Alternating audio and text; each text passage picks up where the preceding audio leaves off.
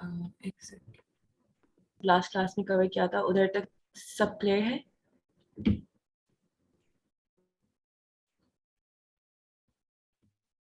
किसी को कोई सवाल है लास्ट क्लास से?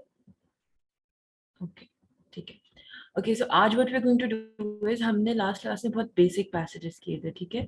तो आज जो आप लोगों को शाहिद ने वो बताइए, आप बताइए, उससे we are going to start थोड़े लॉन्गर पैसेजेस।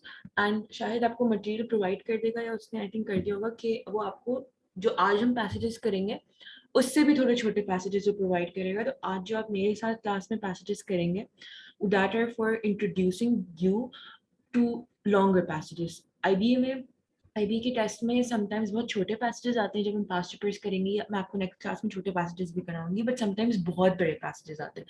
तो जो हम आज पैसेजेस करेंगे दिल बी ऑफ मीडियम लेंथ, फिर उससे नेक्स्ट क्लास में we going to do even bigger passages and some short passages, ठीक है? तो आज आज we going to try and do 2 to 3 medium passages. And अच्छा, our concepts for today are कि हम कैसे पैसेज को रीड करके उसको क्वेश्चन पे अप्लाई करते हैं, and then as we go on हम उसको मूव करेंगे। तो पहले जो शाहिद मटेरियल प्रोवाइड करेगा, पहले आप वो सॉल्व करें, उसके बाद इस ऐप में टोटल 33 पैसेजेस हैं प्रैक्टिस के।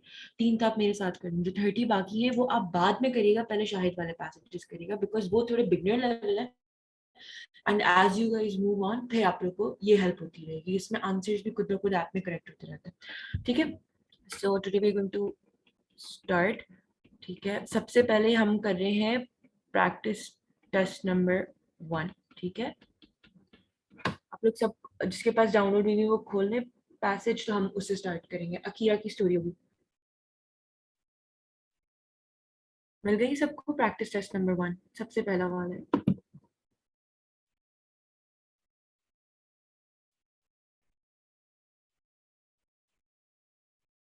Can someone confirm on chat कि आप लोगों को मिल गई है?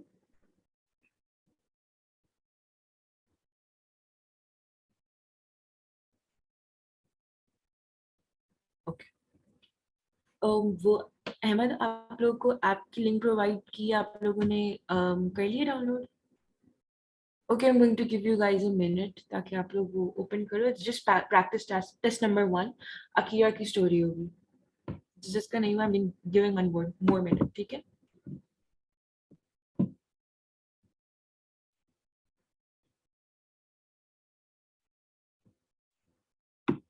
अहमद, आपको मिल गया?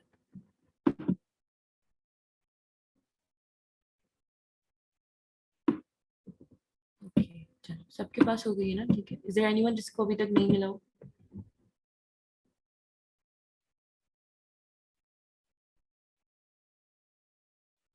ओके, अच्छा, so what I am going to do is कि मुझे आप लोग बताओ कि do you guys want to solve the whole passage yourself पहले, या do you guys want to read the passage and then solve questions with me? What do you guys prefer right now? Because आपका first passage है, क्योंकि काफी comparatively लंबा passage जैसे हमने last class में किया था। तो what do you guys want, किस तरीके से करें?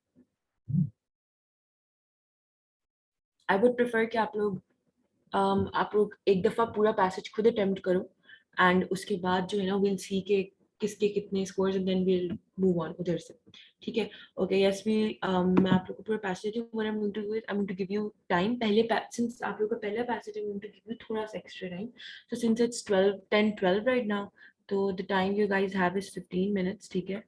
इट्स 10 12 से लेकर 10:27 PM तक। Okay, you guys should start, आप लोग सॉल्व करो। उसके नेक्स्ट टैब पे क्वेश्चन है, किसी को कोई टेक्निकल डिफिकल्टी हो, यू गाइस कैन आस्क, मैं इधर ही हूँ, ठीक है? क्वेश्चन अभी नहीं देखो, read entire passage, it's a 95 lines का कॉम्प्रिहेंशन। पूरा पैसेज पहले रीड करो, एंड देन आगे क्वेश्चंस हैं एज यू स्लाइड, उसमें क्वेश्चंस को अटेम्प्ट करो, सारे questions, I think there are 10 questions, 10 or 11 questions पूरे अटेम्प्ट करो। And I am going to tell you guys कौन से क्वेश्चंस आप लोग को स्किप करने हैं। You guys should skip question number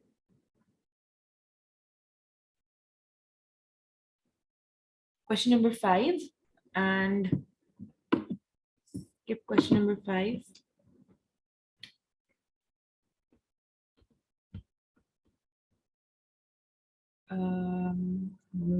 And question number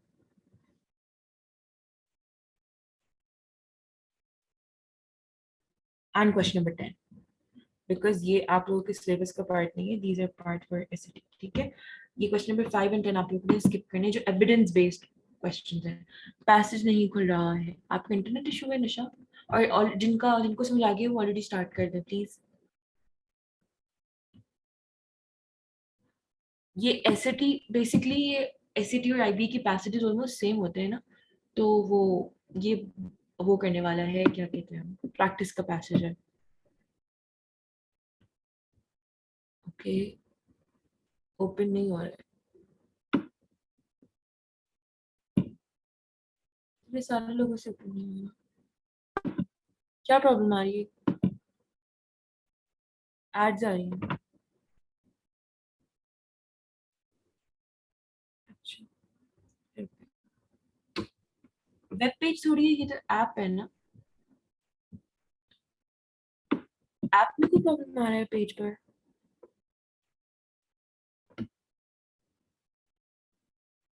अच्छा एक सेकंड रुक जाए, मैं I try to find from the internet.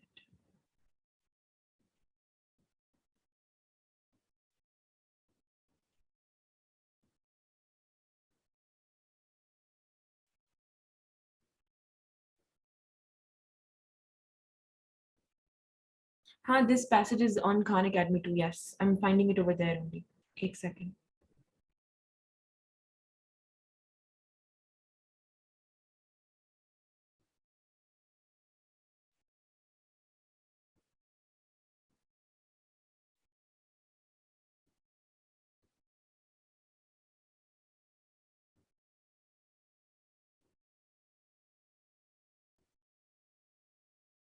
Okay, Shahid, I'm sharing a passage with you.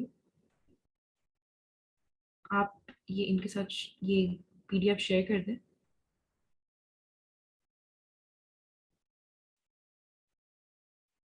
और इसका सबसे पहला वाला जो पैसेज है अकीरा का, वो करना है हमें।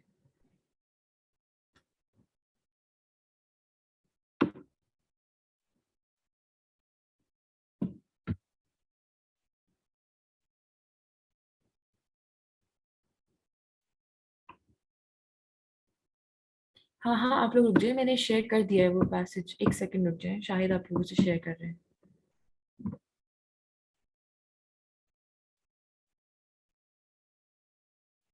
Okay, is there only one person? बाकी सबको समझ आ गया है सब?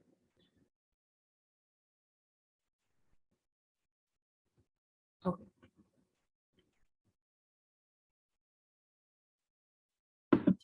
so we're going to move on and understandable but time taking, yes ये practice से ही बेहतर हो सकता है ना। अच्छा, we're going to start now. Okay, चलो, we're going to, सबसे पहले तो मुझे बताओ सबको स्टोरी समझ आ गई है, या are there any parts of the story जिसको समझ नहीं आया हो, या कुछ भी?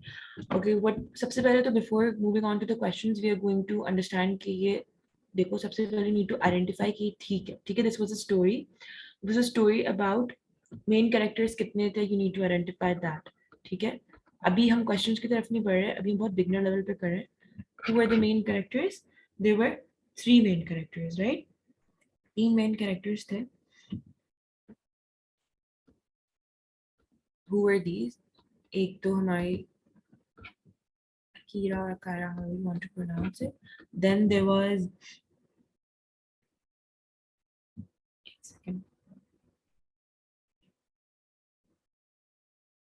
then there was, I think you pronounce it Chi, I don't know you. Okay, and then there was the mother who was Naomi. Okay, these three main characters, ठीक है। किसी को कोई कंफ्यूजन है कि कौन था? This Akiya was the guy जो प्रपोज करने आया था, this was the this was the mother and this was the daughter, right? इसमें किसी को कोई कंफ्यूजन है?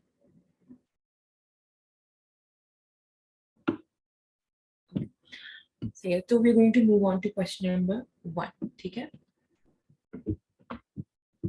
Question number 1 says that which choice best describes what happens in the passage, ठीक है। What do you guys think इसका answer क्या होगा?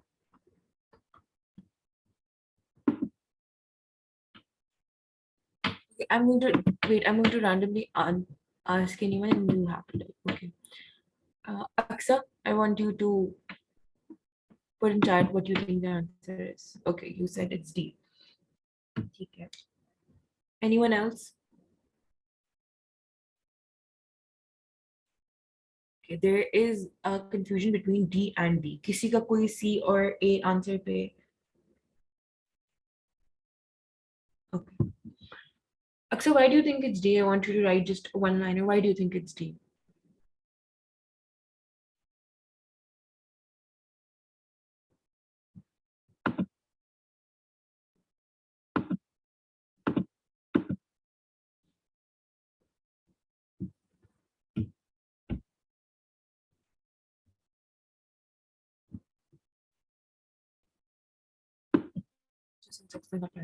ठीक है, तो there's a confusion between B and D. So we are going to only read those answers. ठीक है? Answer, the correct answer is B, by the way. Okay, I want you guys to mark कि आप लोगों ने कितने ठीक करे, कितने गलत करे. So we are going to start with the wrong choice. सबसे पहले the wrong choice says one character criticizes another character for pursuing an unexpected course of action. ठीक है? Well, this might seem as the right answer, लेकिन देखो जो जो Naomi थी the mother, ठीक, sorry, she was the mother, sorry, ठीक है, तो उसने क्रिटिसाइज नहीं किया. She was there, she ask, she was unexpected, मतलब उसको she was surprised about the encounter, लेकिन she was not criticising him उसके मुंह पे, ठीक है, she was polite, she did not answer, but when he went away, तब she was not criticising, she was shocked कि why does he think कि this will happen. सही है, तो this was not the, although this is true कि this is true कि जो है there was criticism, but that was not the main theme, that was not the main choice of the passage. Again, I want you guys to read the question, which choice best describes. सही है, that's what I told you in the last class कि आप लोगों को best के word पे बहुत focus करना होता है, ठीक है. So since although the criticism point is true to some extent, but that is not the whole point of the passage, right? We're going to read point B. Point B says one character receives a surprising request from another character. सही है, तो this choice is the right answer. Why? Because the whole gist of the passage, अगर हमें किसी को बताना हो कि स्टोरी में क्या हुआ है, तो हम ये नहीं बोलेंगे कि ये स्टोरी बताती है कैसे एक माँ ने क्रिटिसाइज करा अपनी बेटी के प्रपोजल पे. No, that is not the whole gist of the passage. The whole gist of the passage is कि how a guy unexpectedly proposes and asks for the hand of a girl to her mother, right, तो ये gist of the passage है. Is there any confusion in this question कि part D और B में क्या confusion है? किसी को कोई मसला इस क्वेश्चन में? Okay, to move on. Part B का क्वेश्चन है व्हिच, देखो again there is a very big emphasis on best के क्वेश्चंस, इवन इन आईबी का, आईबी के क्वेश्चन एंड एसईटी के क्वेश्चन. एसईटी, ये एसईटी का पैसेज है, but when you do IB के पास्ट पेपर्स तब आप लोगों को समझ आएगा कि उसमें मतलब बेस्ट का वर्ड इज वेरी इंपॉर्टेंट, ठीक है, तो वी बेस्ट का word is very very very important, ठीक है. So which choice best describes the developmental pattern of the passage. अब ये क्वेश्चन बोल क्या है, what does developmental passage means? Development pattern का मतलब ये होता है कि कैसे इस पैसेज को बिल्ड किया गया है, बेसिकली कैसे इस पैसेज को लिखा गया है with considering what in mind, ठीक है. तो इसका answer to ask, okay, already chat पे जवाब आ गया. ओके, इसके बहुत सारे आंसर्स हैं. The correct answer to this is B. Okay, इस पे हम सारे आंसर्स पे मूव करेंगे and I'm going to tell you guys कि कौन सा आंसर गलत है, और I'm going to tell you guys कि क्यों आंसर गलत है. So the correct answer for this is B. Okay, the first choice says कि a careful analysis. Can you share the screen of passage, and you can write on that passage and highlight things on that passage. इस तरह फिर recording सुनने में ना बहुत ज़्यादा मसला होगा इसका. अच्छा, give me a minute.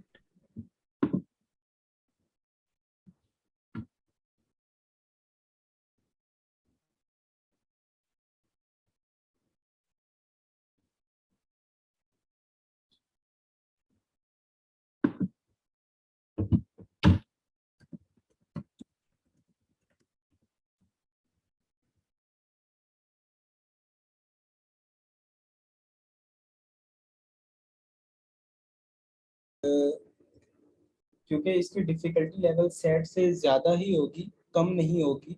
चीज़ें रैंडम होगी। आपको सेट के अंदर ना काफ़ी चीज़ें आइडेंटिफाइड होती है कि ये चीज़ आएगी, ये चीज़ आएगी, ये वाला टॉपिक आएगा, इस टॉपिक से इतने एमसीक्यूज आने वाले हैं, इतने पैसेज होंगे, सब कुछ क्लियर होता है।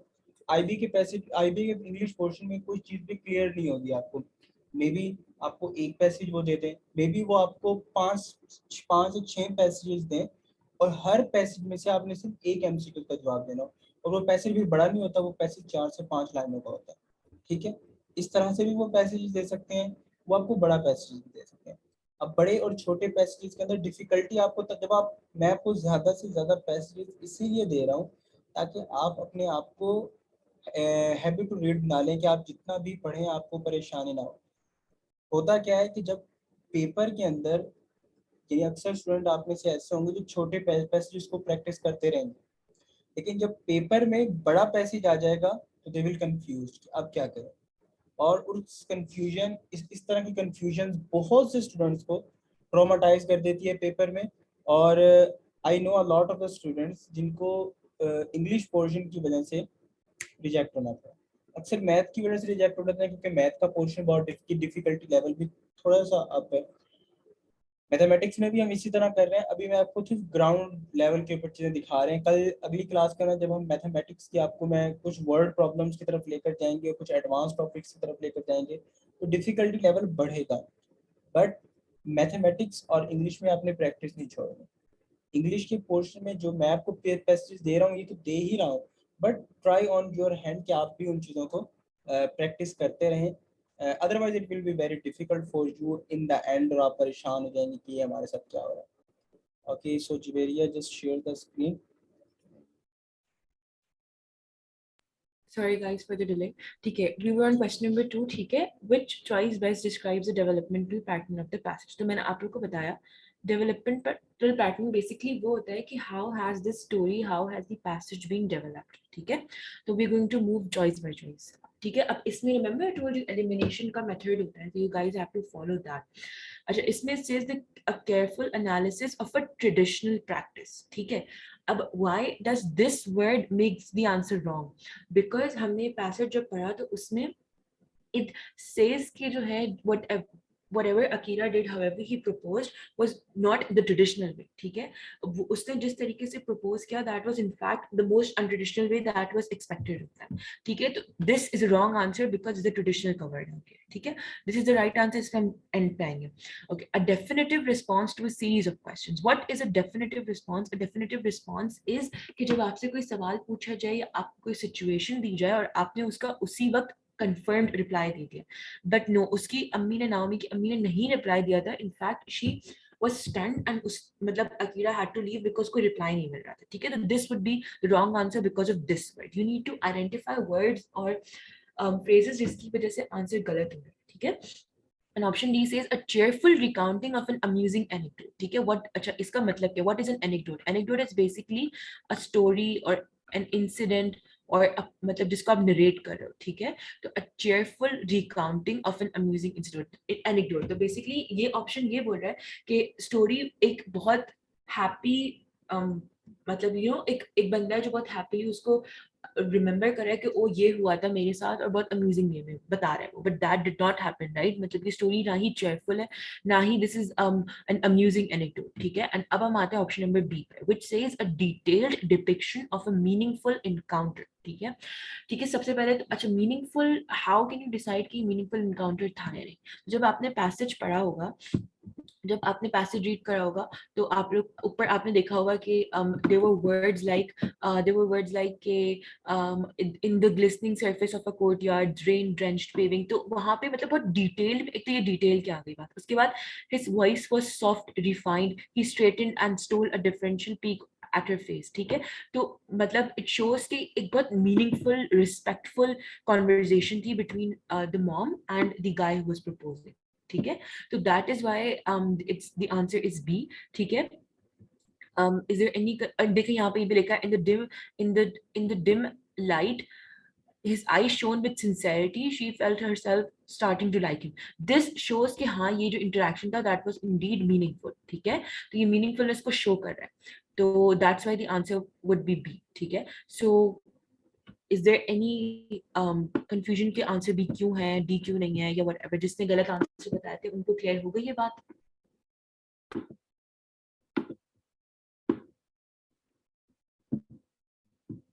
सब क्लियर हो गया ये वाला क्वेश्चन? नहीं हुआ क्लियर? अच्छा, Prabha what is the confusion, बताएं. अच्छा, क्लियर है. ओके, सही. We going to move on to the next question. Okay, the next question is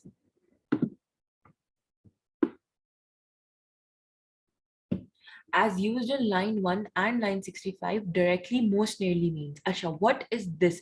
मतलब ये most nearly का मतलब क्या है? most nearly का मतलब होता है कि contextually इसकी मीनिंग क्या है, ठीक है. देखो, contextually versus literally का आप लोग को पता होना चाहिए. कुछ वर्ड्स होते हैं जिनका, कुछ वर्ड्स नहीं बल्कि ऑलमोस्ट ऑल वर्ड्स जिनको, जिनकी असल में मीनिंग कुछ और होती है, लेकिन जब आप उसको पैसेज में या किसी रीडिंग में इम्प्लीमेंट करते हो, उसको इंक्लूड करते हो, तो उसकी मीनिंग स्लाइटली चेंज हो जाती है, ठीक है. उसकी मीनिंग स्लाइटली चेंज होती है. आप लोगों ने बोला इसका आंसर है विदाउट मीडिएशन, ठीक है. Okay, and someone said B, ठीक है. मोस्टली सी आंसर इसका करेक्ट है, and but someone said B. Okay, actually I'm going to explain you why. अच्छा चलो, बल्कि last time तो we're going to move on to line number 1 and line number 65, ठीक है. line number 1 में it says कि Akira came directly breaking all tradition, ठीक है. तो सबसे पहले यहाँ पे जब directly की बात हुई है, तो what was the tradition? The tradition was कि आप अपने parents को लाते हो for proposal and stuff, but यहाँ पे it says कि he came directly. Basically उसने बीच में किसी और बंदे को नहीं रखा. ही स्किप दो स्टेप्स, ही जस्ट केम डायरेक्टली, ठीक है. तो यहाँ पे जब आप पहली दफा ये वर्ड डायरेक्टली पढ़ती हो, तो आपके दिमाग में जब आप उसके बाद ये पढ़ती हो breaking all tradition, then you read what's that it, had he followed form, had he asked his mother to speak to his father. Basically वो ये कह रहे हैं कि जब वो इनडायरेक्टली एज इन वो अपने मदर फादर को इंक्लूड करता, तो वुड हैव बीन द, मतलब would the process have been better, would it have been more fruitful, ठीक है. तो इससे मतलब आ रहा है कि डायरेक्टली का मतलब है without mediation. We are going to still do line number 65, क्योंकि line number 65 को भी mention हुआ है, which is we have an I asked directly because the use of a go between takes much time. अब यहाँ पर उन्होंने confirm word बता दी. go between का मतलब क्या है कि someone जो बीच में आए, someone जिसकी वजह से कोई काम हो, ठीक है. तो वो कह रहा है मैंने डायरेक्टली काम किया बिकॉज अगर मैं किसी को बीच में लाता, if there was someone जिसको मैं बीच में लाता, तो that would have taken a lot of time, ठीक है. तो that is why आंसर इसका क्या है? इसका आंसर हमारा है सी, ठीक है. किसी को कोई कंफ्यूजन है इसमें? Ma'am cause she asked about, देखो विदाउट हेजिटेशन तो उसने पूछा, बट दैट इज ट्रू. लेकिन द क्वेश्चन इज सेइंग कि what does directly most nearly means, ठीक है. मतलब उसने विदाउट हेजिटेशन पूछा, that is right, that is ठीक. लेकिन आप देखो डायरेक्टली के बाद यहाँ पे वर्ड्स कौन से यूज हुए. यहाँ पे गो बिटवीन का वर्ड यूज हुआ है, एंड ऊपर यूज हुआ था ब्रेकिंग ट्रेडिशन, सही है. ब्रेकिंग ट्रेडिशन और गो बिटवीन का मतलब है कि he was not including, he was not asking people to mediate. जब नॉर्मली रिश्ता होते हैं तो you ask your parents, you ask other people to interfere, and then आप डायरेक्टली नहीं जाते हो. बट ऊपर इन्होंने बात की है कि आई कम डायरेक्टली, मतलब he came directly breaking all tradition, and then यहाँ पर इट सेज कि because the use of go getters. तो डायरेक्टली के फौरन बाद जो वर्ड्स यूज हुए हैं, you need to focus on that, and उन वर्ड्स की वजह से इट्स क्लियर कि वो मीडिएशन की बात कर रहे हैं, ठीक है. What is mediation? Mediation means without any interference, without any third person, without any third party, मतलब डायरेक्टली कॉन्टैक्ट में. अगर आपका और मेरा कॉन्टैक्ट है तो वो यहाँ पे डायरेक्ट है, बट अगर आपको कुछ और पूछना और आप वो टीए के थ्रू पूछवा रहे हो, तो that TA is the mediator. सही है, समझ आ गया Mariam? Is there any confusion in this? Okay, I'm going to move on to question number 4 now. Question number 4 is which reaction does Akira most fear from she? ठीक है. इसका answer सबने क्या किया है?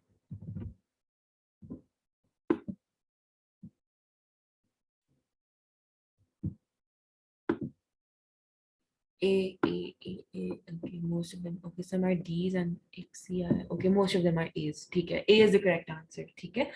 अब is there any, किसी को किसी और आंसर मार्क करा है B, C, D में से?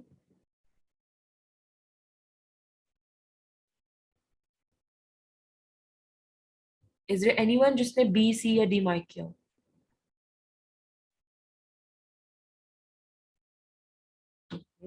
No one. चलो शर्म, okay, someone said C, okay. सही है. Which reaction does Akira most fear from she? ठीक है.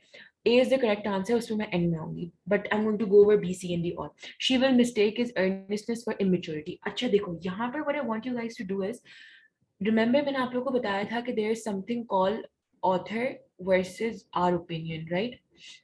Although आप अगर जब ये ऑप्शन पढ़ते हो तो आपको लगेगा कि हाँ that is true, may be उसने उसका इसलिए प्रपोजल कंसिडर नहीं किया बिकॉज वो इमेच्योरिटी उसको कंसिडर करी थी, because that could have been implied. लेकिन यहाँ पे हमें अपने ओपिनियन को साइडलाइन करना है, और कहीं भी इस पैसेज में बात नहीं हुई हुई कि इमेच्योरिटी उसकी समझी थी. तो इसलिए जिसकी बात नहीं हुई, we are not going to assume. Assumptions को आपको आने नहीं देना इस क्वेश्चन में, इसलिए ऑप्शन भी आंसर है. She will consider his unscheduled visit an imposition. ठीक है, कहीं भी इस पैसेज में ये नहीं बोला हुआ कि she ने जो है वो ये कहा था कि why did he come at this time, या why did he मतलब interfere in our इस टाइम पर उसने इंटरफेयर क्यों करा है हमारे व्हाटएवर. तो कहीं भी ये चीज नहीं बोली थी, इम्पोजिशन की बात नहीं हुई. हालांकि इनअप्रोप्रिएटनेस की बात नहीं हुई कि हाँ whatever however he did was inappropriate, it was not the right way, लेकिन it was not an imposition. ठीक है, अगर वो अपने माँ बाप को लेकर आया होता तो that would have been appropriate, लेकिन इस सिचुएशन में and the absence of the parents both are not an imposition. ठीक है, she will underestimate the sincerity of his emotions. ये बात तो कहीं भी नहीं हुई कि उन्होंने जो है ना sincerity को डाउट किया. ठीक है, क्लियर हो गया Shakeel? is it clear?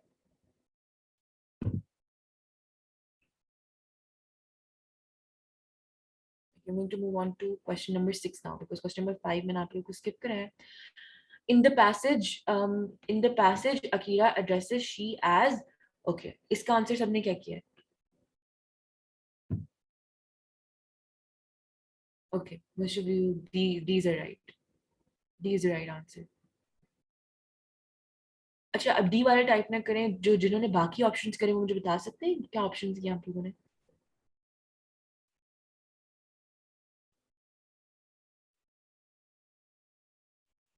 Is there anyone जिसने डी के अलावा किया?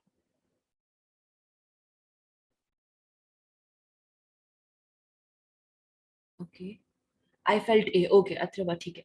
देखो, आप ए में क्या बोल रहा है कि affection but not genuine love. ठीक है, तो वो हमें कहीं भी क्या, अच्छा देखो, ये जब पैसेज हम ये ऑप्शन में पढ़ते तो हमें ये लगता है कि अकीरा ने जो है ना एड्रेस क्या है, नॉट जेन्युइन, मतलब उसने जेन्युइनली लव के साथ नहीं किया. बेसिकली उसने अफेक्शनेट तो क्या है, लेकिन व्हाटएवर उसने जिस तरीके से अपने आप को पोर्ट्रे किया दैट वाज नॉट जेन्युइन, लेकिन जो उसने किया दैट वाज अफेक्शनेट. ठीक है, तो कहीं भी पैसेज में ये नहीं बताया कि अकीरा की फीलिंग्स वर नॉट जेन्युइन. ठीक है, कहीं भी हिंट नहीं दी हुई कि दे वर जेन्युइन या दे were not genuine.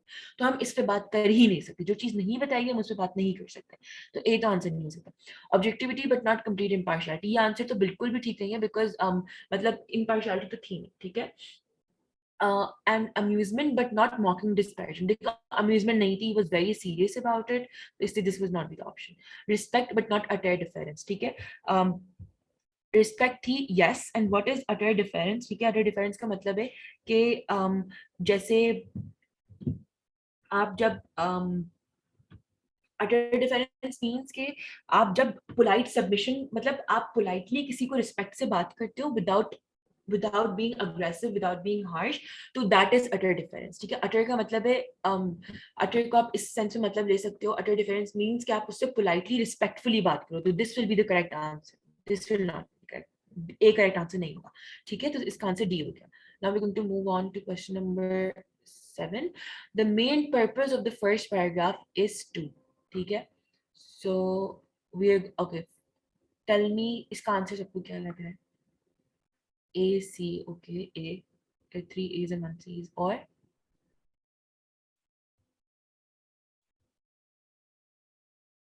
okay, A's and D. Okay, only one person has said D. Okay, 2 have said D, and D is the correct answer. ठीक है, this was a very tricky question, so I'm going to take my time on it. ठीक है, D is the correct answer. First of all, हम जाएंगे passage पर, हम वो पढ़ेंगे पैराग्राफ दोबारा. Let me erase this. ठीक है, okay. Akira came directly, breaking all tradition. ठीक है, was that it? Had he followed form? Had he asked his mother to speak to his father to approach a go-between? Would she have been more receptive?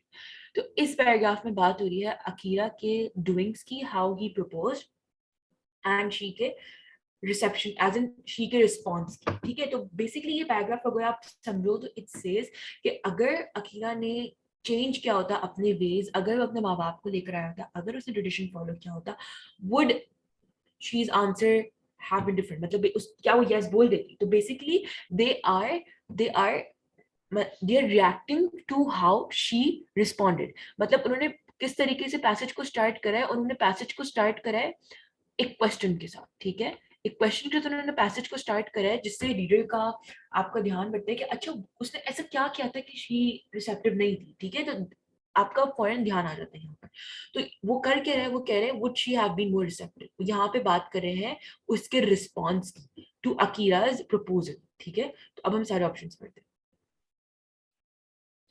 Describe a culture, ठीक है। अच्छा, describe a culture, जो जिन्होंने ए बोला था ये answer इसलिए गलत है बिकॉज उन्होंने कल्चर को डिस्क्राइब नहीं किया, उन्होंने बस ये कहा है, देखो culture is not just one thing, ठीक है। यहाँ पे बात हुई है मैरिज की, ठीक है। यहाँ पे मैरिज की बात हुई है, अगर कल्चर की बात हो रही होती ना तो वो पूरे कल्चर को क्रिटिसाइज या डिस्क्राइब कर रहे होते। यहाँ पर उन्होंने सिर्फ कहा है कि अगर वो ये फॉलो करता तो क्या ये हो जाता। तो इसमें कल्चर का डिस्क्रिप्शन नहीं आ रहा, मेंशन जरूर आ रहा है लेकिन डिस्क्रिप्शन नहीं आ रहा। criticism criticize के नहीं criticize नहीं किया, they've just basically raised a question, they've basically analyzed के अगर ये करा होता तो क्या होता। उन्होंने कुछ नहीं कहा कि ये उसने जो करा वो गलत है, क्या उसने जो करा वो सही है, ठीक है। उसने उनकी उसने ना उन्होंने सॉरी ऑथर ने ना अकीरा की डिसीजन को क्वेश्चन करा, ना उन्होंने ट्रेडिशन के डिसीजन को क्वेश्चन करा, ठीक है। ही हैज जस्ट सेड कि अगर ये क्या होता तो क्या होता। तो बेसिकली ए भी आंसर नहीं होगा, बी भी नहीं होगा। क्वेश्चन अ सजेशन, देखो क्वेश्चन तो जरूर किया है, ठीक है। मोस्ट ऑफ यू वुड, मतलब आप लोगों को लगेगा कि हाँ क्वेश्चन तो क्या है, आंसर सी हो सकता है, लेकिन अगर आप वहां पर जाओ तो उन्होंने सजेशन को क्वेश्चन नहीं किया, उन्होंने एक एक्शन को क्वेश्चन करा है, एक रिस्पॉन्स को क्वेश्चन करा है, एक डिसीजन को क्वेश्चन करा है कि जो अकीरा ने किया क्या वो ठीक था, जो शी ने रिस्पॉन्ड करा क्या वो ठीक था। तो इसलिए इसका आंसर डी है कि बेसिकली दे एनालाइजिंग, एनालाइजिंग का मतलब ही ये होता है कि आप उसको हर, what is analyse mean, analyse का मतलब है कि आप किसी एक चीज को, किसी एक पॉइंट को, किसी एक क्या कहते हैं, किसी एक फिनोमिना को आप हर तरीके से एग्जामिन करो कि ये हुआ होता तो क्या होता, ये हुआ होता तो क्या होता, ये सही हुआ है, ये गलत हुआ है। तो बेसिकली वो रिएक्शन को एनालाइज कर रहे हैं कि what ever she responded with वो चेंज हो सकता था या नहीं हो सकता था। इसने इसका आंसर दिया, ठीक है। Does that make sense to everyone? Okay, I'm going to move on. As used in line to form most nearly means, ठीक है। what तुम लोगों ने इसका आंसर क्या किया? ये तो बहुत स्ट्रेट फॉरवर्ड क्वेश्चन था, इसका आंसर तो बी, ओके सी करा है किसी ने, इसका आंसर बी है, ठीक है। तो जिसने सी करा है, why do you think it's C? Mohammed Hasan, yes, Hasan और Hassan, how, why do you think it's सी?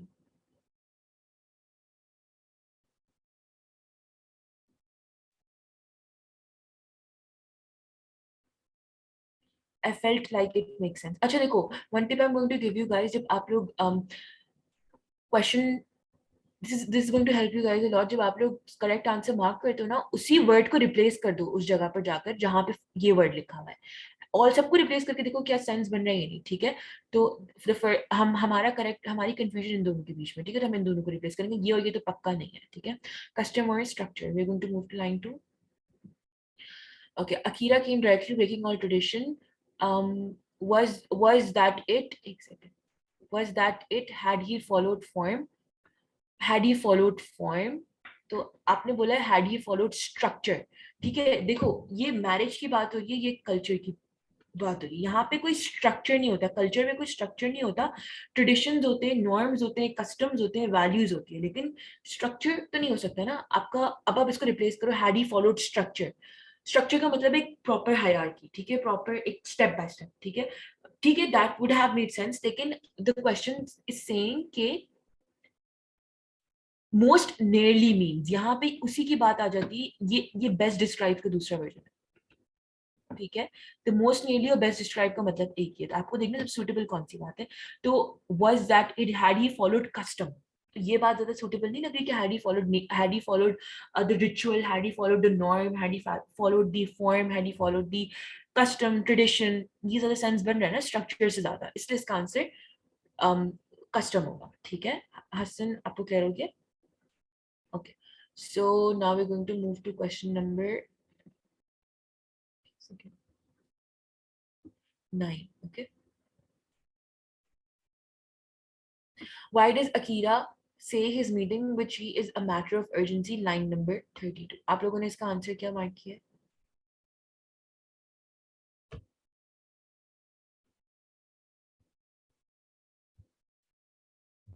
इसका तो बहुत स्ट्रेट फॉरवर्ड आंसर था, सी सही है। ठीक है, किसी को कोई कंफ्यूजन है इस आंसर में? कोई ऐसा जिसने बिल्कुल डिफरेंट आंसर किया हो? बिकॉज इसका तो बहुत स्ट्रेट फॉरवर्ड आंसर है। Okay, everyone has done C. ठीक है, तो जिसको समझना है, I am going to give C की एक्सप्लेनेशन कि बिल्कुल लाइन 32 में साफ सी बात कर, लाइन 32 में नहीं सॉरी, ऊपर साफ सी बात कर दी कि मुझे जॉब ऑफर हुई है, तो आई एम हेयर। कहाँ पे बात की है?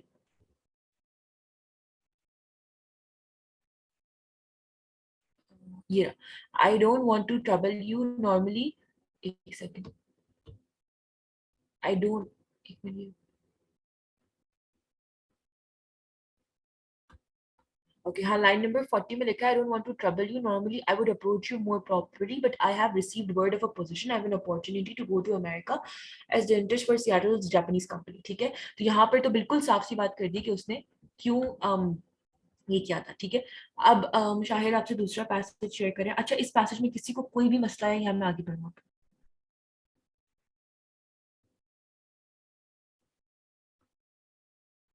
ओके, शायद आप वो वाली फाइल शेयर कर दें और उस फाइल का जो है पैसेज नंबर 2 करना है हमने आप। ठीक है, पैसेज नंबर 2 है, मैं लिख देती हूँ वो भी।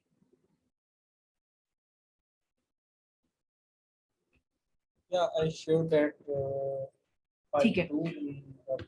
उसका पैसेज नंबर 2 है ऑफ हाँ वो इसके बारे में है, why null results really see the light of the day. ठीक है, तो इसके लिए आप लोग के पास guys have just 12 to 13 minutes को जल्दी से कंप्लीट करें, फिर we going to do it in class. ठीक है, 11:15 तक टाइम है।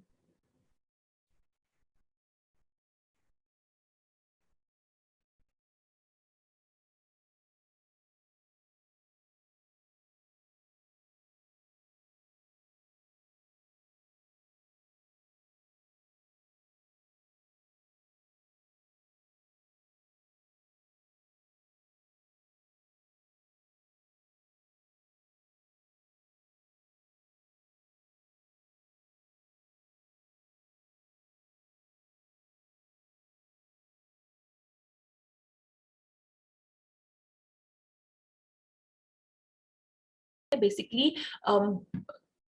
इस कंपनी का बेसिक जो सॉरी इंस्टीट्यूशन का ये है कि वो ग्रांट्स देती है, वो बेसिकली इनेबल, वो सब्सिडीज देती है उनको, रिसर्चर्स को, ताकि साइंटिस्ट को, ताकि वो सर्वेज बनाकर और कंडक्ट कर सके अपना टेस्ट और फिर हाइपोथेसिस को टेस्ट कर सके। अच्छा, मरियम ने पूछा स्क्वेल्च का मतलब क्या है? स्क्वेल्च का मतलब बेसिकली होता है कि जैसे एक सॉफ्ट सी साउंड बनाना, या इसका लिटरल मीनिंग तो ये होता है कि जब आप किसी चीज में आपका प्रेशर पड़ता है तो आप कोई साउंड बनाओ, और अगर इसको आप दूसरे वे में लो तो इसका मतलब होता है साइलेंस करना या सप्रेस करना किसी को, आपकी वॉइस को स्क्वेल्च कर दिया गया। ठीक है, तो ये मतलब होता है स्क्वेल्च का। ठीक है, okay, now we going to move on to paragraph, एक मिनट, या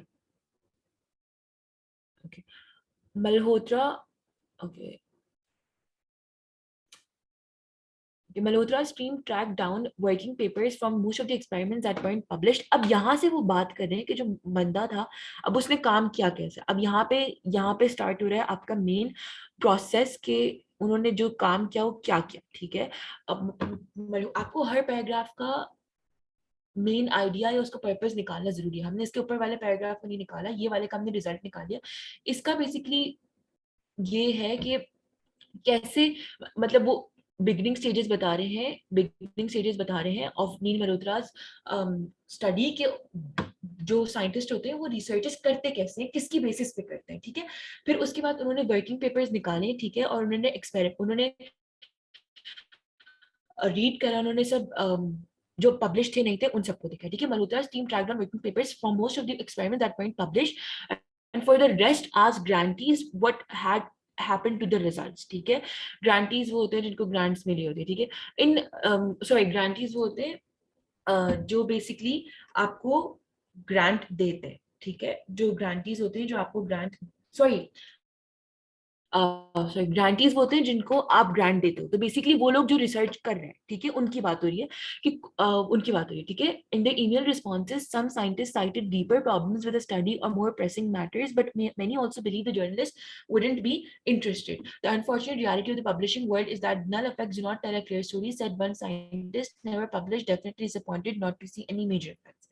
अब यहाँ पे वो कह रहे हैं कि मल्होत्रा की टीम ने जब वर्किंग पेपर्स को ट्रैक डाउन करा कि कौन से पेपर्स रिसर्च हुए थे लेकिन वो पब्लिश नहीं हुए। देखो रिसर्चेस तो बहुत सारी होती है पर जरूरी नहीं हर रिसर्च पब्लिश हो।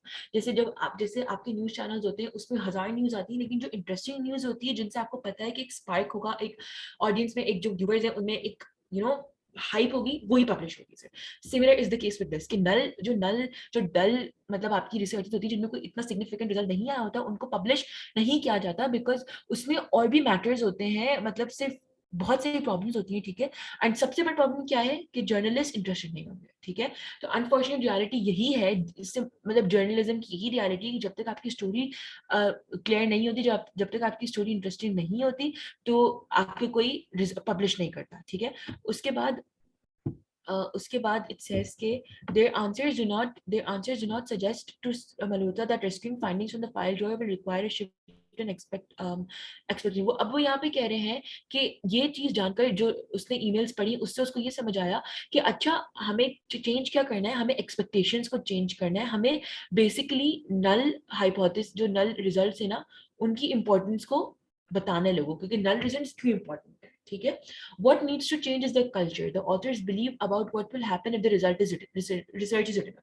इसलिए वो ये कह रहे हैं कि हमें चेंज क्या करना है, हमें ये चेंज करना है कि ऑथर ये समझता है कि नल रिजल्ट अगर पब्लिश हुई तो कोई फर्क नहीं पड़ने वाला, किसी को कोई उससे फायदा नहीं होगा, लेकिन वो कह रहे हैं कि हमें ये बिलीफ उसका चेंज करना है कि जब अगर नल रिजल्ट को पब्लिश करते हैं तो क्या आपका चेंज आएगा, ठीक है। Not expectedly okay not expectedly this not unexpectedly, मतलब अब नॉट अनएक्सपेक्टेडली का मतलब देखो यहाँ पे वो चाहते ना तो वो वर्ड यूज कर सकते थे एक्सपेक्टेडली, लेकिन व्हाई डिड दिस से नॉट अनएक्सपेक्टेडली ट्रिक करने के लिए कि नॉट अनएक्सपेक्टेडली का मतलब एक्सपेक्टेडली, ठीक है। अगर मैं आपको बोलूँ कि जैसे नॉट अनमोटिवेटेड तो मतलब मोटिवेटेड, राइट, तो ऐसे ही वो यहाँ पे उन्होंने ट्रिक वर्ड यूज करा है कि this means expectedly, to look out for these, ठीक है। Not unexpectedly, the statistical strength of the findings made a huge difference in whether they were ever published. Overall, 42% of the experiments produced statistically significant results. Of those, 62% were ultimately published, compared with 21% of the null results. However, the Stanford team was surprised that the researchers didn't even write up 65% of the experiments that yielded a null finding, ठीक है। अब यहाँ पे वो कह रहे हैं कि जितना स्ट्रॉन्ग रिजल्ट एक रिसर्च का होता है उतना हायर चांस होता है उसका पब्लिश होने का, और ये बात एक्सपेक्टेड है, ये बात सरप्राइजिंग नहीं है, वो यहाँ पे कह रहे हैं, ठीक है। ओवरऑल 42% जितने भी एक्सपेरिमेंट्स होते हैं उसका 42% जो है वो सिग्निफिकेंट रिजल्ट प्रोड्यूस कर। सिग्निफिकेंट रिजल्ट्स का मतलब क्या होता है? सिग्निफिकेंट रिजल्ट्स का मतलब होता है जिनको इंटरप्रेट करके कोई फाइंडिंग आ सके जो आपकी रिसर्च के लिए इंपॉर्टेंट हो, जिनसे आप कोई कंक्लूजन बना सको, बेसिकली वो सिग्निफिकेंट होता है, ठीक है। अब देखो सिग्निफिकेंट का एक्चुअल मतलब इंपॉर्टेंट है, ठीक है, लेकिन अगर हम उसको कॉन्टेक्चुअल मतलब में तो कि ऐसी रिसर्च डेटा, ऐसी रिसर्च फाइंडिंग जिस पर कंक्लूजन बेस कर सको, exactly for the research are conducted. Shakeel क्या सिग्निफिकेंट की बात कर रहे हो आप? अच्छा, अब उसके बाद तो कह रहे हैं ऑफ डोज। अब देखो this is something that I want you to read. Of those का मतलब वो यहाँ पे कह रहे हैं overall 42% of the experiments produce significant result. Of those, मतलब जो 42% significant result produce किया था उनका 62%, बेसिकली 42% जो आंसर हमारा रिजल्ट, जैसे 40 अगर 1000 एक्सपेरिमेंट में उसका 42% अगर आप निकालते हो तो वो आपका 420 आता है, उसका 62% मतलब सही है। तो ये आप ये नहीं बोलोगे कि 62% of the experiments, 62% of the statistically significant experiments, ठीक है, ये बात समझना इंपॉर्टेंट है, ठीक है, ठीक है। वर अल्टीमेटली पब्लिश, और उन्हीं 42 का 21% जो है वो नल रिजल्ट्स थे, ठीक है। लेकिन स्टैनफोर्ड टीम जो है वो सरप्राइज थी कि 65% एक्सपेरिमेंट जो थे वो नल फाइंडिंग थी उनकी, ठीक है। यहाँ पे वो पब्लिशिंग की बात कर रहे हैं कि पब्लिश कितने हुए थे, और ये अनपब्लिश कितने, यहाँ वो नल रिजल्ट्स की बात कर रहे हैं, ठीक है, कि 65% ऑफ 65% ऑफ द एक्सपेरिमेंट्स जो लिखे नहीं थे वो उनकी नल फाइंडिंग थी, ठीक है। Scientist that involve scientists that involved in the that not involved in the study praise its clever design. It's very important paper that starts to put numbers on things we want to understand. सही है। अब वो कह रहे हैं कि देखो even if इसका null result है, ठीक है, even if इसका null result है, it is a very important paper. Why? Because इससे हमें पता चलता है, चीजें समझ में आती है, ठीक है, मतलब इससे we understand कि null findings आई क्यों है, ठीक है। He and others note that the bias against null studies can waste time and researchers when researchers devise new studies replicating strategies already found to be ineffective. Whereas if researchers publish significant results from similar experiments in the future, look stronger than they should, because the earlier null studies are ignored. Even more troubling to Malhotra was the fact that two scientists whose initial studies didn't work out went on to publish research based on small sample. देखो अब ये this paragraph is very important. Why? Because ये बता रहा है कि why are null researches important, ठीक है, क्यों। और इसमें तीन मेन चीजें बताई, एक तो ये टाइम स्टडी वाला पॉइंट है, एक आपका ये स्ट्रॉन्गर वाला पॉइंट है, और एक एग्जाम्पल दी है, ठीक है। अब हम इन तीनों को स्टडी करेंगे। वो क्या ही रहे कि अगर देखो, अगर एक स्टडी है जिसमें कोई सिग्निफिकेंट फाइंडिंग नहीं प्रोड्यूस हुई, ठीक है, और आपने उसको पब्लिश नहीं किया क्योंकि आपकी सिग्निफिकेंट फाइंडिंग प्रोड्यूस नहीं हुई, तो जब आपने रिसर्च कंडक्ट करी तो किसी और रिसर्चर को पता नहीं कि आपने रिसर्च कंडक्ट करी थी। व्हाई? बिकॉज क्या कहते हैं, आपने उनको क्यों नहीं पता आपने रिसर्च कंडक्ट करी, क्योंकि आपने उसको पब्लिश ही नहीं किया हुआ। तो किसी और ने अगर वो रिसर्च कंडक्ट करी हो और उसका भी सिमिलर रिजल्ट आया हो, तो उसकी तो टाइम और वो गया ना, क्योंकि उसको तो पता ही नहीं था कि ये रिसर्च काम नहीं करती। फॉर एग्जाम्पल अगर मैं आपको बोलूं कि हम एक रिसर्च कंडक्ट कर रहे हैं कि लेट्स से कि विंड पोल्यूशन, सॉरी हाँ, विंड स्पीड और गाड़ियों की ट्रैफिक में क्या रिलेशन है, ठीक है, विंड स्पीड और गाड़ियों की ट्रैफिक में क्या रिलेशन है।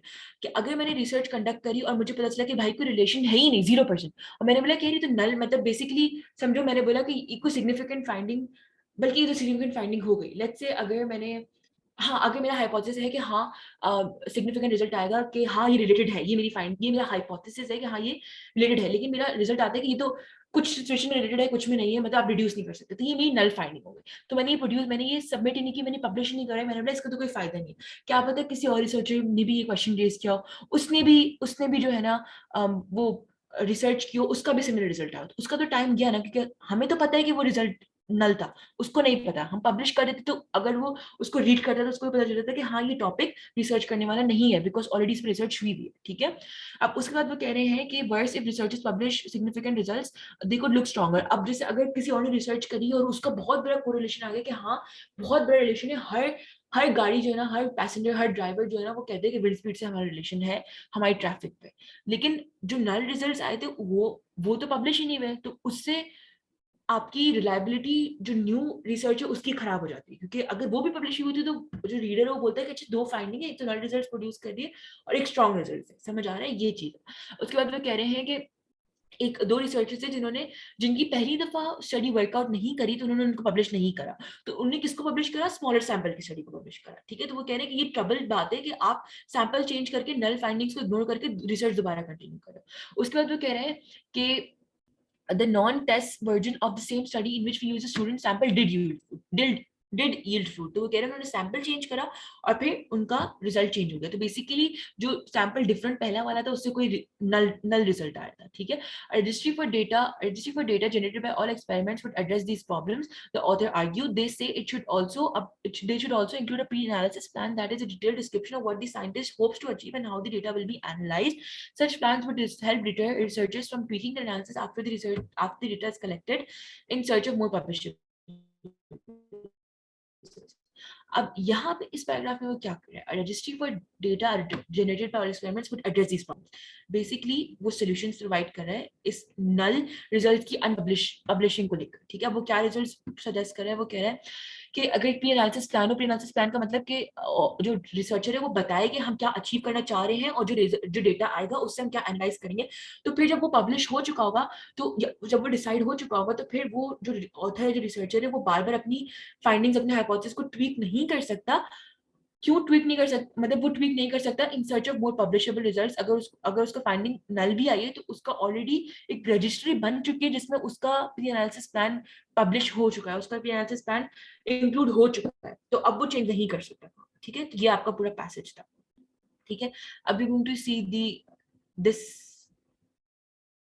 क्या कहते हैं, फिगर। ठीक है, अब इसको हम थोड़ा सा रीड करने की कोशिश करते हैं। इसमें तीन चीजें, सबसे पहले तो स्ट्रॉन्ग रिजल्ट्स है, मिक्स रिजल्ट्स और नल रिजल्ट्स है। स्ट्रॉन्ग रिजल्ट्स 42% तो टोटल है, जैसे मैं पैसेज में ऊपर बताया हुआ था। 36% टोटल मिक्स रिजल्ट्स और नल रिजल्ट्स 22% टोटल है। अब ये ये परसेंट अलग अलग क्यों दी हुई, ये बता रहे हैं कि स्ट्रॉन्ग रिजल्ट्स 100, स्ट्रॉन्ग रिजल्ट्स के अंदर क्या था, publish in top. Strong results का 20% टॉप जर्नल में पब्लिश हुआ है। 80 से लेकर स्क्रीन डाउन करें, मैं इसको रीड कर रही हूँ, फिगर को रीड कर रही हूँ, फिगर सबके पास शो हो रहा है ना? ठीक है, ठीक है। अब इस स्ट्रॉन्ग रिजल्ट्स का इतना पार्ट जो है वो नॉन टॉप जर्नल में रिड्यूस हुआ, ये कलर आप देखो। उसके बाद जो इतना पार्ट है 40 से लेकर 10 तक, ये अनपब्लिश्ड है और रिटन है, और ये तो है ही अनरिटन। ठीक है, अब ये आपको रीड कैसे करना है, ये आपको रीड ऐसे करना है जैसे 20% जो है वो पब्लिश्ड है और टॉप जर्नल में, फिर आप 80 से लेकर समझो 38 पे आ रहे हो, तो 42% जो है वो पब्लिश है टॉप जर्नल में। ऐसे आप इन सबको रीड करोगे। ठीक है, अब इन सबको देखो, इसको रीड करने में आपको टाइम नहीं लगाना, ये जब क्वेश्चन आएगा ना आप उसी वक्त देखो तो ज्यादा बेहतर है। ठीक है, तो अब हम मूव करते हैं क्वेश्चन की तरफ। ठीक है, okay, I want you guys to open this passage in your mobile phones. ठीक है, एंड स्टार्ट क्वेश्चन मेरे साथ। ठीक है, द, बल्कि नहीं, आप लोग इधर ही कर लो। The passage primary search to, अब मुझे इसका आंसर बताओ सब रीड करके, क्या होना चाहिए इसका आंसर।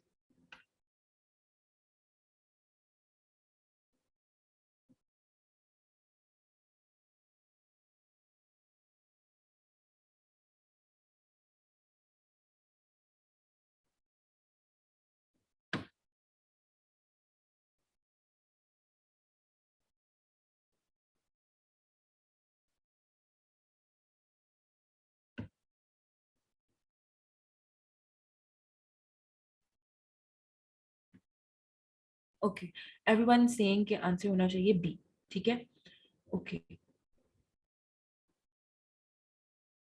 यस, इसका आंसर बी है। ठीक है, कि कोई अच्छा किसी को ए लगा है। Okay, discuss recent findings concerning scientific studies and dispute a widely held belief about the publication of social science research। ठीक है, अब देखो यहाँ पे जो है ना, अगर आपको इसको ना बहुत एनालिटिकली रीड करना है, क्रिटिकली रीड करना है, आप ये पढ़ के नहीं बोलते अच्छा ये नहीं हो सकता, आपको इसको बहुत क्रिटिकली रीड करके समझना है।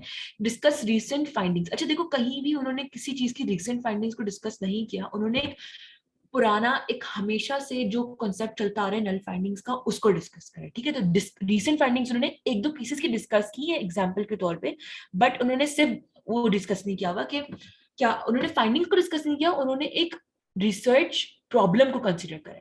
ठीक है, पब्लिकेशन प्रॉब्लम को कंसिडर करें। I hope that is making sense. ठीक है, तो इससे ये आंसर नहीं हो सकता। C answer, describe the shortcomings in current approaches to medical trials and recommend the implementation of government database. ठीक है, अच्छा अप्रोचेस में, रिसर्च अप्रोचेस में कोई मसला नहीं है, मसला है उनकी पब्लिकेशन में, उनकी प्रेजेंटमेंट में, उनकी रिप्रेजेंटेशन में। रिसर्चेस में कोई मसला नहीं है, आई रिपीट, रिसर्चेस में कोई मसला नहीं है। इस पूरी पैसेज का मकसद ही ये है कि वो कह रहे हैं कि रिसर्चेस में मसला नहीं है, उनको पब्लिश किया जाए। ठीक है, तो इससे ये आंसर भी नहीं हो सकता, ए भी नहीं हो सकता, सी भी नहीं हो सकता।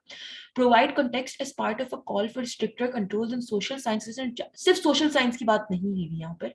ठीक है, and a challenge and challenge publishers to alter their mindsets। ठीक है, provide context as part of a call। अच्छा देखो, अब चॉइस दी इसलिए सही नहीं हो सकती क्योंकि पैसेज जो है ना वो रिसर्चिंग के रिजल्ट्स की बात कर रहे हैं, वो मेथोडोलॉजी की बात नहीं कर रहा। तो अगेन रिसर्च की बात आ गई यहाँ पर, हम रिसर्च के रिजल्ट्स की, उसकी पब्लिकेशन की बात कर रहे हैं। Explain a common practice in report, देखो दिस वर्ड इज व्हाट, क्या कहते हैं, makes it stands out from the rest of the options की, वो रिपोर्टिंग की बात कर रहे हैं। ठीक है, and summarize study that provide support for change that, इसका आंसर बी हो गया। Now we going to move on to question number 2। ठीक है, as used in line 21 allows means, allows में 2 का डी बोल रहे हैं सब। ओके डी, मुझे बताओ 2 का आंसर क्या है? Okay A E I A B, okay tolerate सही है। ओके चलो, to move to line number 21।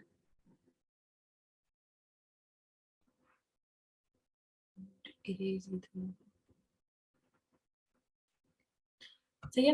The line number 21 says कि Neil Malhotra and 2 of his graduate students examined every study since 2002 that was funded by a competitive grants program called TESS. TESS allows देखो यहाँ पे वो बात करें कि grant programme है, ठीक है। तो और यहाँ पे वो अलाउ करे, बेसिकली अलाउ का मतलब यहाँ पे है कि TESS is providing a facility, TESS is enabling, test is making it easier। अब अगर हम admits की बात करें तो वो admit नहीं कर रहा, मतलब basically admits का यहाँ पे मतलब देखो, अगर आप पढ़ो टेस्ट admits scientist, सेंस नहीं बन रहा है, ठीक है। टेस्ट टॉलरेट साइंटिस्ट, सेंस नहीं बन रहा। टेस्ट ग्रांट्स साइंटिस्ट, देखो ग्रांट, आप साइंटिस्ट को ग्रांट नहीं कर सकते, आप साइंटिस्ट को मनी ग्रांट कर सकते हो, आप उनको रिसोर्सेज ग्रांट कर सकते हो। ऑल्दो ये इस कॉन्टेक्स्ट में बात बन रही है, लेकिन आपको पूरा मैं आपको बताया आप उस वर्ड को इंक्लूड करो। टेस्ट ग्रांट साइंटिस्ट नहीं, वो ग्रांट नहीं करे, वो अगर वो कह रहा होता ना कि test grants the ability to scientist तो बात होती, test grants the funds to scientist तो बात होती। लेकिन अब इनेबल्स का मतलब है कि वो उनको हेल्प करे, तो इसलिए आंसर नंबर डी हो गया। ठीक है, किसी को कोई कंफ्यूजन है इस क्वेश्चन में?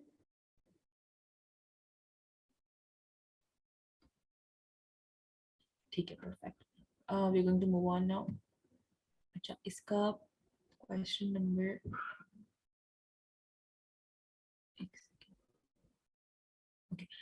as used in line 43, strength, अच्छा देखो याद रखना this word again and again, this strength most nearly means, इसका आंसर क्या क्या करेंगे सब? बहुत इजी वाला क्वेश्चन तो।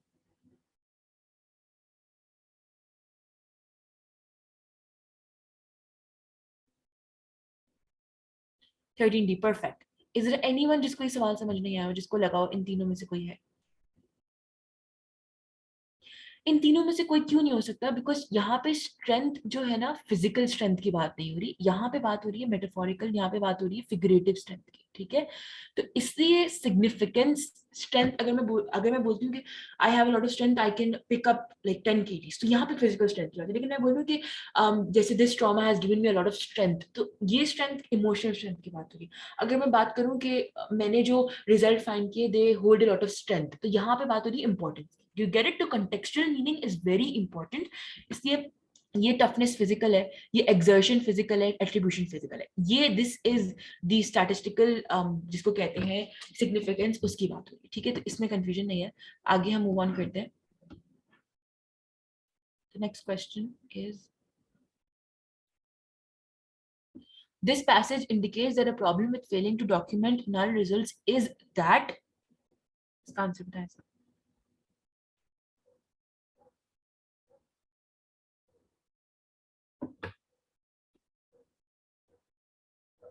Okay. अच्छा, दिस मे बी थिंग ना, आप लोग आंसर अगर सोचो, देखो मे बी को हटा दो दिमाग से, आइदर इट इज और either it's not, you have to be sure about it.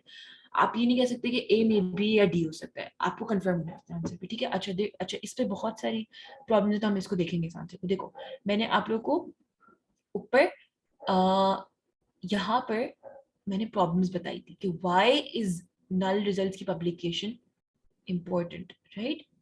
यहाँ पर ये देखो, एक सेकेंड, आप उस देखो, इसीलिए पैराग्राफ को अलॉट करना कि व्हाई, जिस पैराग्राफ में क्या बात हो रही है वो बहुत जरूरी है। अब हम इस पैराग्राफ को, इंपॉर्टेंस है, क्वेश्चन इज के problem with failing to document null results, तो बेसिकली वो नल रिजल्ट्स की इंपॉर्टेंस की बात करें, है ना, मोर और लेस इसकी बात करें। तो अब हम ये ऑप्शंस पढ़ेंगे, सॉरी अब हम ये पढ़ेंगे, ये पैसेज, ये पैराग्राफ पढ़ेंगे। He and others note that the bias against null results can waste time and money when researchers devise new studies replicating results already found to be ineffective, ठीक है। ऑप्शन नंबर ए सही answer है, we are going to skip that for now. Option number B कह रहा है researchers ने overlook promising areas of study. नहीं, यहाँ पे कहीं भी बात नहीं हो रही कि रिजल्ट्स की वजह से प्रॉमिसिंग एरियाज को हम ओवरलुक कर रहे हैं, नहीं, तो ऑप्शन नंबर बी तो गलत है, ठीक है। एक मिनट, मैं स्क्रीन नीचे ले जाऊँ, सॉरी, या ऑप्शन नंबर सी कह रहा है कि मिस्टेक, ऑप्शन नंबर बी तो गलत है, mistakes in the collection of null results में B overlooked.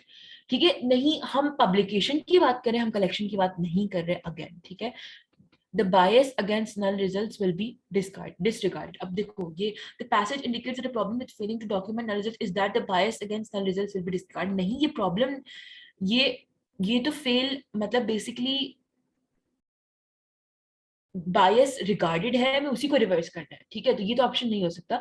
Option number A सही है, बाय बिकॉज वो यहाँ पे भी ऑप्शन नंबर ए कह रहा था results of related studies will be misleading. ठीक है, यहाँ पे उन्होंने यही बात की हुई है कि अगर कोई सिमिलर स्टडी करता है, अगर कोई सिमिलर रेप्लिकेशन करता है आपकी, तो क्या होता है, आपका इनफेक्टिव हो जाता है। तो बेसिकली वही बात हुई है, इसलिए जो है ऑप्शन नंबर ए आपका करेक्ट आंसर है। ठीक है, अच्छा we going to skip question number 15 because ये सैट का क्वेश्चन होता है, and then we're going to move on to question number 16 based on the passage। question number 16 का आंसर बताएं सब। अगर मैम पैसेज में वो कह रहे हैं वेस्टेज तो मिसलीडिंग कैसे करेक्ट हुआ है, अथवा वेस्टेज का ओके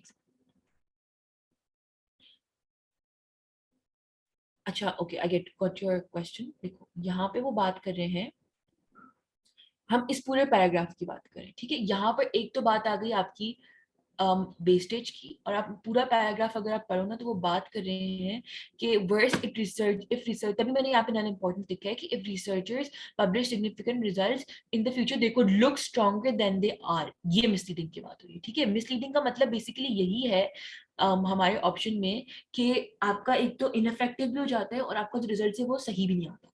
अब do you get it Atharva now? समझ आया? ठीक है, we going to move on to okay. ठीक है ओके, क्वेश्चन नंबर 16 बताओ मुझे आंसर।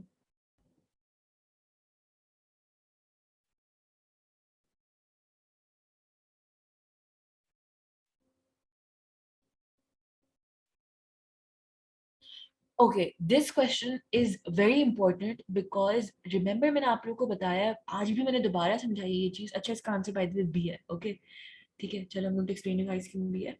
बट देखो, to which of the following hypothetical situation would Malhotra, अब हमें अपनी थिंकिंग को हटाना है, हमें मल्होत्रा की थिंकिंग में घुसना है। ठीक है, हमें अपनी थिंकिंग को हटाना है। हमें मल्होत्रा का कॉन्सेप्ट अभी तक पता है। मल्होत्रा का कॉन्सेप्ट क्या है कि वो ये कह रहा है कि नल रिजल्ट्स आर वेरी इंपॉर्टेंट। वो रिजल्ट अगर उसको ना, वो मल्होत्रा का बेसिकली कॉन्सेप्ट क्या है, ही इज सेइंग कि उसकी नल रिजल्ट्स को ना प्रिंट ना पब्लिश करने से आपकी मिसलीडिंग हो जाती है। ठीक है, आपकी दूसरी रिजल्ट्स इनफेक्टिव हो जाती हैं। ठीक है, ठीक है, अब हम इस हिसाब से पढ़ेंगे। A research team refuses to publish null results in anything less than a top journal। नहीं, देखो टॉप जर्नल में ना भी करो तो पब्लिश तो हो रही है ना, उसको पब्लिकेशन से मसला था, उसको टाइप ऑफ पब्लिकेशन में मसला नहीं था, तो ये तो ऑप्शन नहीं हो सकता।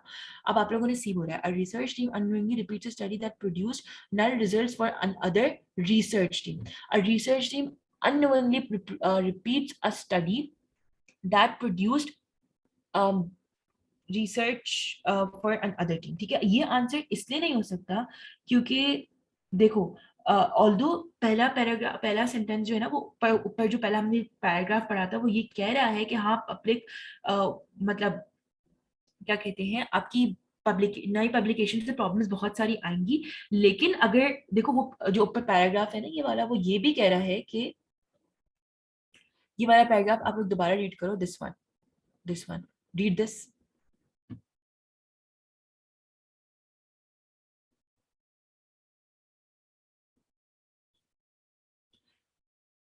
अब एक बात बताओ, देखो यहाँ पे you have to read even more troubling to Malhotra. This is telling कि ऑल्दो ये इंपॉर्टेंट था मल्होत्रा के लिए, but even more troubling. Get it? यहाँ पे वापस बेस्ट डिस्क्राइब्स नियरली मींस इसकी बात आ गई। ऊपर वाला ऑप्शन नंबर सी सही है, बट अगर ये अगर मैं इसको हटा दूं ना, इसको, तो बात हमारी सही हो जाती है कि ऑप्शन बी और सी दोनों सही है। लेकिन यहाँ पे बात हो रही इवन मोर ट्रबलिंग की। इसका मतलब है कि ऑल्दो ऊपर वाले कंसर्न्स ठीक है, लेकिन ये वाला सबसे प्राइम रीजन है, सबसे वर्स केस सिनेरियो है। ठीक है, तो रिसर्चर्स, तो इसका फिर वो क्या कह रहा है कि सबसे ट्रबलिंग बात क्या है कि didn't work out and went to publish on a smaller sample. ठीक है, तो अब वो ये कह रहा है कि इवन मोर ट्रबलिंग बात वो है हमारी, ये है कि एक मिनट ऊपर जाना, okay,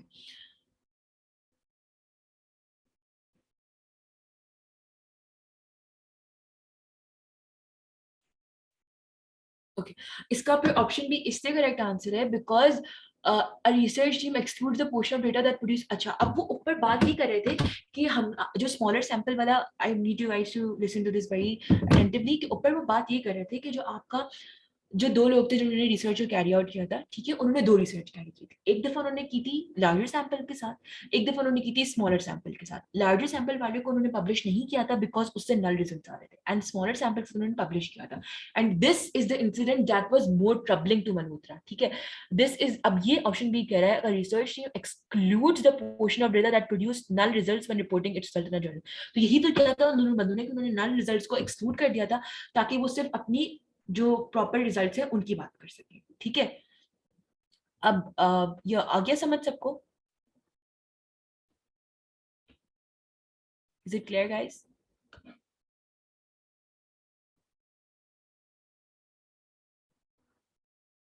Okay, great. So we're going to move on to question number 18. The last paragraph serves mainly to, ठीक है, तो we're going to move to the last. देखो, the purpose का बहुत question आता है. I know you guys are thinking ये SAT का question है, लेकिन इससे बहुत similar IB के test के questions भी आते हैं, ठीक है। तो we're going to go to the last paragraph and we're going to read it. Let me erase this. ठीक है। A registry for data generated by all. Okay, हमने तो already solution निकाल दिया, हमें पता है हम solutions की बात करें, हमें दोबारा पढ़ने की जरूरत नहीं. We're going to move on. हमें पता है solutions की बात हो रही है, अब हम इसको read करेंगे. ये क्वेश्चन हमें स्किप करना है बाय द वे, ठीक है, बेस्ट एविडेंस वाला क्वेश्चन स्किप करना है. तो अब वो कह रहा है propose a future research project to deal with some of the shortcomings of current publishing practices. देखो, वो फ्यूचर रिसर्च का प्रोजेक्ट नहीं बता रहा, वो उन प्रोजेक्ट को बेहतर कैसे, उसकी रिपोर्टिंग को बेहतर कैसे कर सकते हैं उसकी बात कर रहा है, तो वो प्रोजेक्ट सजेस्ट नहीं कर रहा, ठीक है। वो फिर बात कर रहे हैं introduce a possible solution to problems discussed in the passage regarding the reporting. देखो, अगर आप लोगों ने जैसे मैंने पढ़ाया पैसेज ऐसे पढ़ा है तो आप लोग को फौरन समझ आ जाएगा ऑप्शन बी आंसर है, बिकॉज मैंने ऑलरेडी बता दिया था कि वो सॉल्यूशंस का solutions का पैराग्राफ है, ठीक है. Still we are going to go with option number C. Summarise the findings of a study about experimental results. नहीं, हमने कोई समराइज तो नहीं किया, हमने सॉल्यूशंस की बात की है. Reinforce the importance of examining the results. Reinforce भी नहीं किया, हमने क्या करा है, हमने रिजल्ट्स की, हमने सॉल्यूशंस की बात की है, ठीक है. इसमें कोई मुश्किल बात नहीं थी बिकॉज हमने already purpose of the paragraph को आइडेंटिफाई कर लिया था, ठीक है. तो अब we are going to move on. अब क्वेश्चन नंबर 19 पढ़े. अच्छा, अब ये जो है ना, this is about the figure, ठीक है. फिगर का क्वेश्चन है. According to the graph social science studies yielding strong results were, ठीक है. अब जो है ना, हम ऑप्शंस में कंफ्यूज हो जाएंगे. सबसे पहले हम काम क्या करेंगे, हमें करना क्या है, social science studying yielding strong results. हम जाएंगे स्ट्रॉन्ग रिजल्ट्स वाले पार्ट पे, उसके फिगर के, ठीक है. हम जाएंगे इधर, हम सबसे पहले स्ट्रॉन्ग रिजल्ट्स वाले इसको स्टडी करेंगे, ठीक है. स्ट्रॉन्ग रिजल्ट्स का ये पार्ट, हम ये समझ आ रहा है कि स्ट्रॉन्ग रिजल्ट्स में टॉप टॉप में 20% था. टॉप स्ट्रॉन्ग रिजल्ट्स के 20% को टॉप जर्नल में सबमिट किया है. नॉन टॉप में कितना सबमिट किया, ऑलमोस्ट 42. फिर अनपब्लिश बट रिटन कितना है, ऑलमोस्ट हमारा 30%. और ये हमें हमारा ऑलमोस्ट 5%, ठीक है. अब हमें ये समझ आ गया, हमें हम उसने स्ट्रॉन्ग रिजल्ट्स की बात की, हमने वो जाकर देख लिया है. अब हम ऑप्शंस को देखेंगे.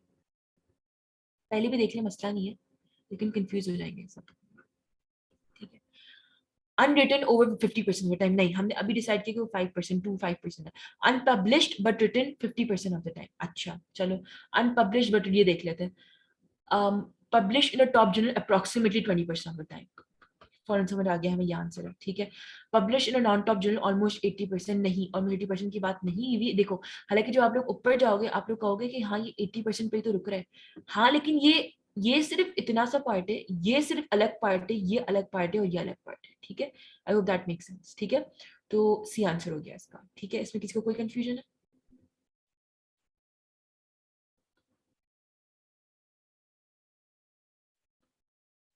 परफेक्ट. लास्ट क्वेश्चन है. which of the following statements is, नहीं सॉरी, सेकंड लास्ट है. which of the following statements is supported by the graph, ठीक है. अब हमने ग्राफ को स्टडी कर लिया, हम ग्राफ को एक दफा जाके देखेंगे, बल्कि हम पहले ऑप्शंस पढ़ लेते हैं.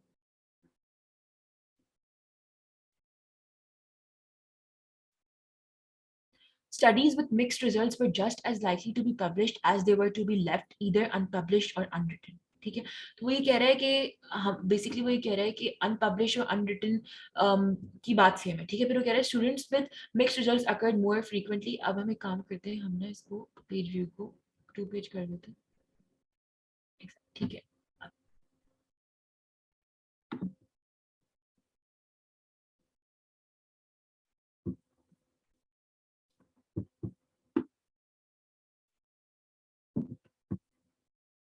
सबको आई नो थोड़ा सा कम दिख रहा होगा, बट इससे हम पैसेज को आराम से रीड कर सकते हैं। बल्कि नहीं दिख रहा, चलो फिर वो पहले वाले भी नहीं कर लेते। अच्छा ठीक है, अब हम इसको, वो उसने क्या कहे उस क्वेश्चन में, उसने कहा है कि studies with mixed results were just as likely to be published as they were to be left either unpublished और अनरिटन। ठीक है, अब हम ऊपर जाके चेक करेंगे कि क्या 50-50 रेशियो है। वो कह रहा है कि दे वर पब्लिशिंग का और अनपब्लिश और अनरिटन का रेशियो सेम है। यस वी कैन सी के दिस इज आल्सो 50% और अनपब्लिश और अनरिटन का मिलाकर भी 50% है। तो हमें ऑप्शन ए तो आंसर मिल गया, लेकिन फिर भी हम ऑप्शंस को देख लेंगे। ठीक है, फिर वो कह रहा है कि studies with mixed results occurred more frequently than did studies with strong and null results. ठीक है, वो कह रहा है कि जो मिक्स्ड रिजल्ट्स की स्टडी वो ज्यादा आती थी स्ट्रॉन्ग और मिक्स्ड नल को कंबाइन करके। तो यहाँ पर ये 36% है मिक्स्ड रिजल्ट, और इन दोनों को अगर हम कंबाइन करेंगे तो ऑलरेडी 64% हो जाएगा। 36 is less than 64, option B is not the correct answer. ठीक है, ऑप्शन नंबर सी है studies with mixed results were more likely to be published in top journals than they were to be published in non top journals. Mixed results वाली study जो है वो top journals में ज्यादा produce होती थी, non top में नहीं प्रोड्यूस होती। This is false, we can see it's the opposite. ठीक है, डी में वो कह रहे हैं studies with mixed result with the most common type of social studies. ठीक है, नहीं, वी कैन सी कि studies with strong results were the most common type, क्योंकि वो 42% थी एंड दिस वाज 36%। ठीक है, तो इससे आपका आंसर आपको समझ आ गया कि ए है। Last question है which statement from the passage is most directly reflected by the data presented in the graph। ठीक है, अब हमें डेटा समझ आ गया ग्राफ का। अब हम इन लाइंस को पढ़ेंगे। एक 30 to 33 है, फिर 32 to 36 है, 43 to 45 है एंड 52 to 55 है। मैं आप लोग को ले जाती हूँ एक मिनट। 32 to 33, 3 to 33 हम रीड करते हैं साथ बैठ के और हम डिसाइड करते हैं कि क्या ये आंसर सही है या नहीं। ठीक है, 32 से 30 से 33 में क्या बोल रहा है? In the email response some scientist cited deeper problems with study और more pressing matters but they also believe the journalist wouldn't be interested. ठीक है, अब वो ये बात कर रहा है। ठीक है, 33 से 36 में क्या बोल रहा है? The unfortunate reality of publications, the unfortunate reality of publications publishing world is that null effects do not tell a clear story। ठीक है, ये बात तो हमारी उसमें हुई नहीं है। ठीक है, हमारी ग्राफ में ये बात तो की नहीं है। ठीक है, ये बात आप लोगों को लगता है कि ये इन द ईमेल रिस्पॉन्सेस, मतलब डू यू थिंक कि ग्राफ को पढ़ के ये हम कह सकते हैं कि हाँ ये सही कह रहे हैं? In the email responses some scientist cited, देखो ये तो बहुत वेग सी बात की है कि सम साइंटिस्ट की बात हो रही है। फिर साइटेड डीपर प्रॉब्लम्स की तो कोई बात नहीं है, हमने सिर्फ रिजल्ट्स की बात की है, तो ये भी आंसर नहीं हो सकता। ठीक है, उसके बाद कौन सा ऑप्शन है? उसके बाद है 43 to 55, 43 to 45। 43 to 45 में बात हो रही है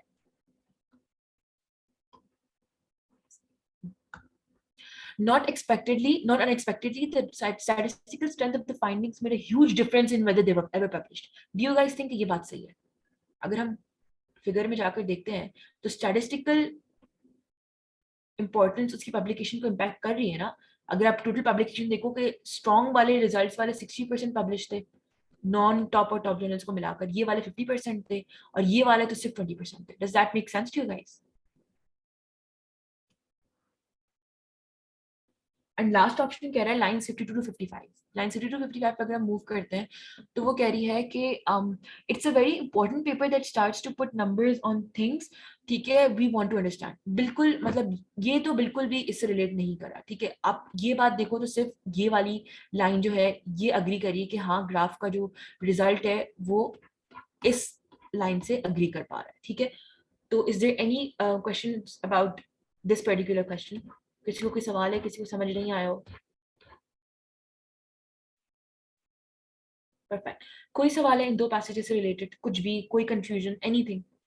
बिकॉज हम पे क्लास एंड करें।